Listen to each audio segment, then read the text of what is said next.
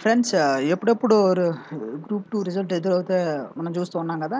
ఇది ఇప్పుడు లేక చాలా రోజుల నుంచి మనం రాసి ఉన్నాం. దీని గురించి ఇప్పుడు విడుదల చేయడం అనేది ఏపీపీఎస్సీ అనేది జరిగింది ఈరోజు.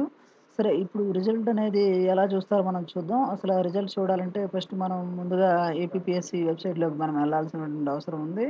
సపోజ్ ఇందులో మనకి ఒకటి తెలుసు కదా! ఏపీ.ఏపీ.గవర్నమెంట్.ఇన్ అని చెప్పేసి వెబ్‌సైట్ మనకుంది. ఈ వెబ్‌సైట్‌కి మనం ఎళ్ళినట్లయితే మనకి రిజల్ట్స్ అనేవి మనం చూసుకోవచ్చు. ఇప్పుడు సైట్ చాలా లోడ్ ఉందని చెప్పి చూసుకోవచ్చండి. ఇది చూడండి. వెబ్‌సైట్‌కెళ్ళిన తర్వాత మనకి ఇక్కడ స్క్రీనింగ్ టెస్ట్ రిజల్ట్స్ అని కనిపిస్తుంది కదా! దీన్ని మనం క్లిక్ చేసినట్లయితే మనకి ఇక్కడ చాలా ఇచ్చారండి. ఇక్కడ స్క్రీనింగ్ టెస్ట్ రిజల్ట్స్‌లో మనకి 49,100 క్వాలిఫైడ్ క్యాండిడేట్స్ ఉన్నాయి. మనం క్లిక్ చేసినట్లయితే ఒక పీడీఎఫ్ ఫైల్ ఓపెన్ అవుతుంది. సరే ఇక్కడ చూసారు కదా! ఇక్కడ దీన్ని మనం క్లిక్ చేయడం ద్వారా మనం పీడీఎఫ్ ఫైల్ అనేది మనం పొందడం అనేది జరుగుతుందండి. థాంక్ యూ ఫర్ ఇదండి ఇక్కడ క్లిక్ చేయడం వల్ల. యెస్ అండి. ఇది పీడీఎఫ్ ఫైల్ మనకొస్తుందండి. Thank you for watching this video.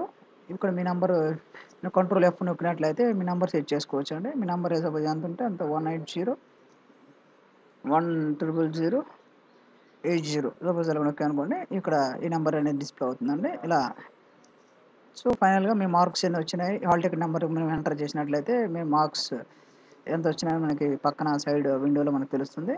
So, thank you for watching this video.